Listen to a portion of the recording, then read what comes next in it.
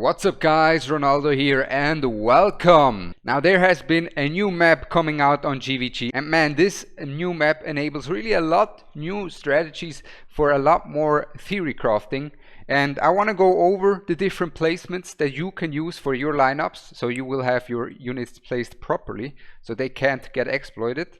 And I will also go over the kind of 4 pillars that you want to look out for when building your roster, which are going to be versatility, damage, crowd control, and downtime. So the first pillar is going to be versatility, and versatility means basically that your team should be able to handle anything that gets thrown into your way. Basically, your team should be able to handle aerial attacks, they should be able to handle AoE, they should be able to handle everything really.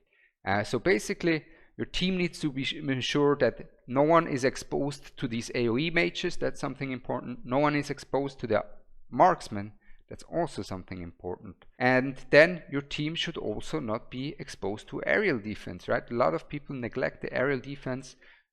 They should not be exposed to that as well. They should be really versatile. So now let's take a look at my defense, how I built my defense, and there you will be able to see that they are versatile, specifically made with the archers in the back of your head, with the mages in the back of your head, but also AoE and anti-air.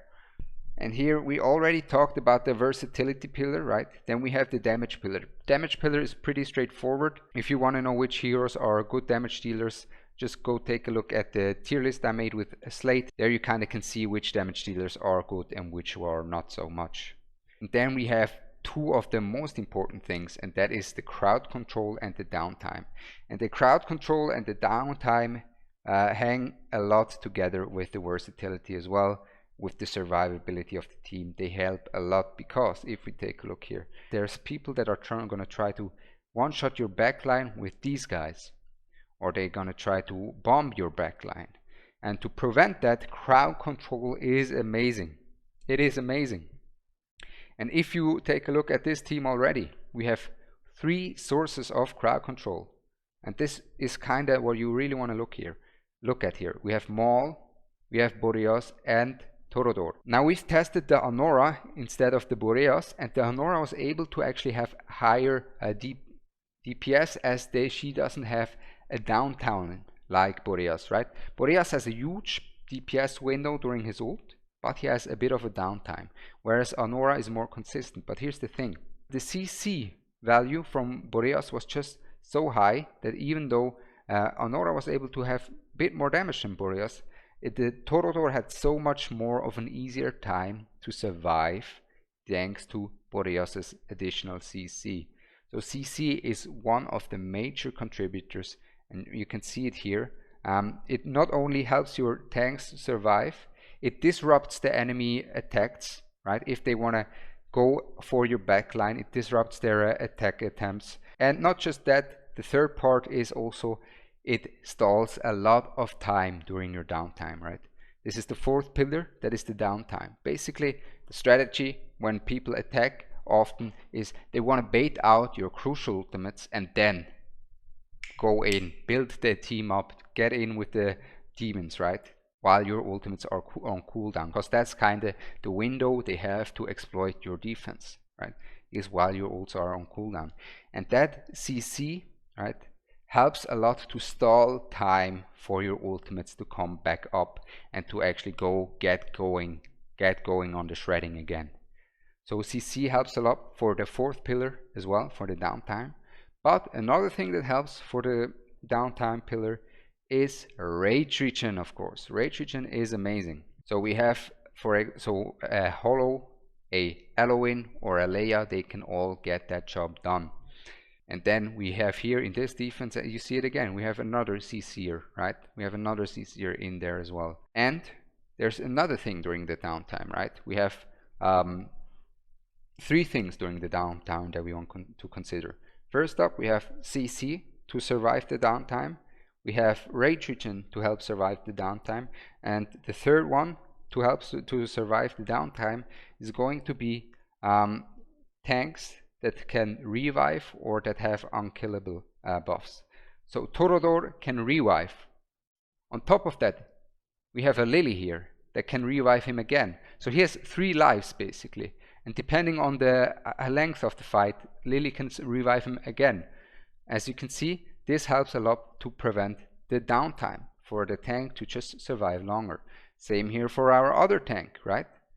We have invulnerability through his ultimate, invulnerability through his is it passive or talent? I think passive, and then yeah, it's passive, and then invulnerability again through his ultimate to survive the downtime, to make your tank survive through that phase. So now let's go over the placements, right? The placements are also important.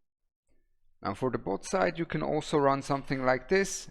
So you just use Dahlia's huge range here, because she doesn't need to be a piercer, right? She is one of the units that doesn't need a piercer lord. And then you can use one hero here, your tank here, someone here, and then either a fighter, a long range fighter here that can help, or just another DPS up here facing down. And basically that DPS will have his ultimate saved up for when your tank is getting overwhelmed and overrun, and then pop the ultimate, right? Or you can also up here have someone like a Theowin for some slows, and you have your single target here instead of Boreas because you already have some AoE through that Dahlia on that spot, right? This is also just another avenue on how you could run the bot side if you don't have a long range fighter. And I assume many of you guys have Dahlia, but not that many have Arrogance, so that could also be an option of kind of an avenue you could go for, is to just make use of her in her long range. But of course, if you use Dahlia, just make sure that you have enough aerial defense, as she cannot hit air. So now you kind of already saw my 2 defense lineups that are on the bottom, but you also want to have some options on the top. You can even use the Salazar, as I will be able to showcase you. As you can see here, these 2 guys are just able to take care of a long lane, and with their long piercer range, that is a huge advantage for them, of course. Now this right here provides a lot of block, right? It provides a lot of block, and this works for certain heroes better than others. Now this is kind of the same strategy we had at the old Guild Wars, right? You have a tanky backline like Abomination with a bunch of HP, like a Captain Reef or a Valderon, and then they hit like this. But what you can do and should do for certain people is you can also place them like this, right? Because if you place them behind the tank, the mages, they will consistently attack the tank and splash to your backend fighter, and they are a big threat to that backline fighter. Now if you have that fighter right here, you can say, okay, now the archers can hit them a few times, and the mages can hit them a few times, and then they will turn onto Torodor.